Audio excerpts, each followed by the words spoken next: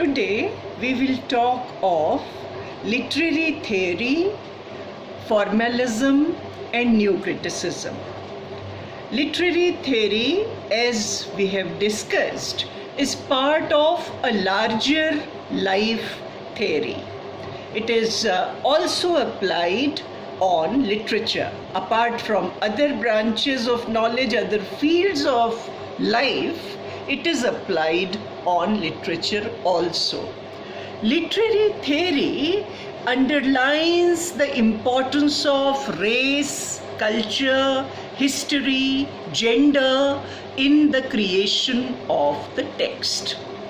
Earlier, when traditional literary criticism was in vogue, people thought that the author has the complete control over text, that the author creates the text.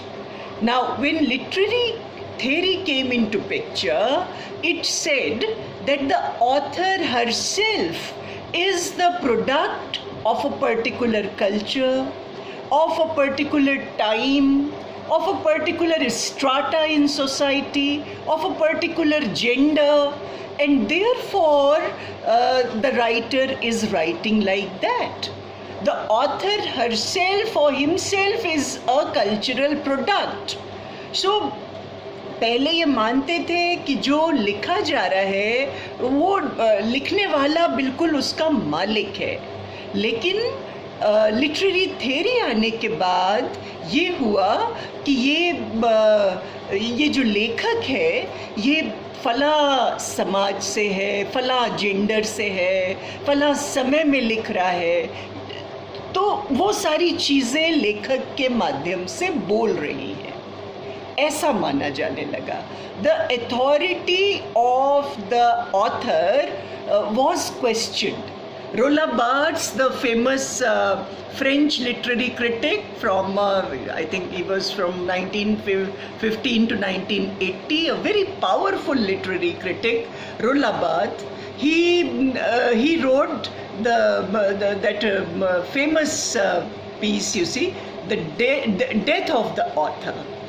That the author is dead, that text is a cultural production. So many things are speaking through the author. Race is speaking, culture is speaking, country is speaking, gender is speaking, money is speaking. So many things are speaking through the author. So all those factors were taken into consideration by the literary theory. The philosopher Nietzsche said that facts are not facts until they are interpreted. So every fact, every word has to be interpreted. Theory comes from the Greek word theoria, Theoria, and it means a view of the stage. Where we sit, stage is in the center, but wherever we sit left, a different view is there. We sit to the right, a different view is there. We sit to the center, a different view is there. So a perspective, a view of the stage. And it describes theory so very well because it is a perspective on literature, it is a perspective on life.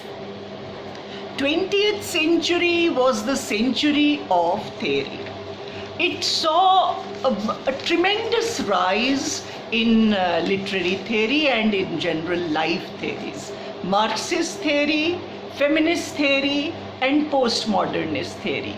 These three theories really defined human intellectual experience. They altered, they changed human perspective on knowledge, on arts, on life in general. It all started with Russian formalism, 1910 to 1930. Formalism. Russian scholars, they were, I think, Roman Jakobson, Viktor Shklovsky, and others. There were a bunch of scholars who said that form is the most important aspect of art, of a literary text. So we have to study the form of the text, the literary devices of employed in the text, plot, narrative, motives, devices, techniques. So we have to study the literariness of the text, how the literary text is different from other texts. The word of literature is different from ordinary word. So how it is different from the ordinary word? They also said that literature defamiliarizes the familiar, the ordinary experience. जैसे कि सामान्य कोई घटना है, अगर ये साहित्य में आ जाती है तो वो एक्स्ट्राऑर्डिनरी हो जाती है. A child is walking. It's a very simple activity, but when literature describes it, it becomes extraordinary. It defamiliarizes the familiar. It makes ordinary the extraordinary. It makes ordinary extraordinary. So daily life becomes fresh. Daily life becomes new. So formalism, as the name suggests, was all about form of the literature.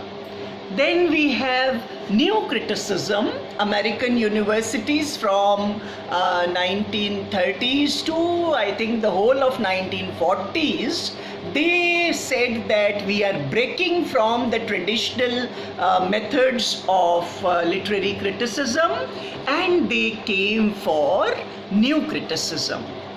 And they said that any writer who combines thought and feeling, mind and heart completely is a good author. A text which unites thought and feeling. T.S. Eliot also had similar views, and the text is to be studied as a whole. You don't have to study the author, you don't have to study the context or history or anything. The text speaks. The text speaks itself. So the text has to be studied. Cleanth Brooks, John Crow, Ransom, and Robert Penn Warren, and W.K. Wimsatt, and others also. They were the new critics, and they broke away from traditional criticism, and they brought these new critical techniques. And these techniques were particularly fruitful for metaphysical poets, metaphysical writers, transcendental writing, where thought and feeling is combined. It was aimed at bringing intellectual rigor. Literature की पढ़ाई में जो एक थोड़ी सी dullness आ गई थी, to remove that, to bring intellectual rigor to literary studies, we had this theory, this movement of new criticism. And they said that just study, just scrutinize the text. Paradox, ambiguity, irony, metaphor, all these things have to be studied in the text. And new critics believed that machine and industrialization and scientific advancement have dehumanized human beings. Human beings have become machines. So these techniques will have a humanizing impact on the reader. उनका ये मानना था कि इंसान की इंसानियत बढ़ेगी. Through new criticism, a human being will become more of a human being, more compassionate human being, and he will break from the mechanization, he will break away from the mechanical aspects of life. So this was the basis of theory. formalism and new criticism was the beginning and basis of all coming theories in the 20th century, which even continued into the 21st century. This 20th century is the period of theory and more theory. So it is important to know these theories. I mean, why it is important? For students of literature, it is of course part of the syllabus, it is part of the course, it is part of the techniques of studying literature. But apart from this, it's part of being educated. You know, for example, I am from literature, but I have to know something of the theory of evolution, something of relativity, in order to be called educated. So, knowing about post-colonialism, post-modernism is like, it's part of being the project of being educated. It is part of the general education. So every day we have to refine ourselves just one step ahead. Even if you feel that it is difficult or it is a bit intellectual, you have to get into it. 10 घंटे नहीं पढ़ सकते, 1 घंटे तो पढ़ सकते. We can study at least.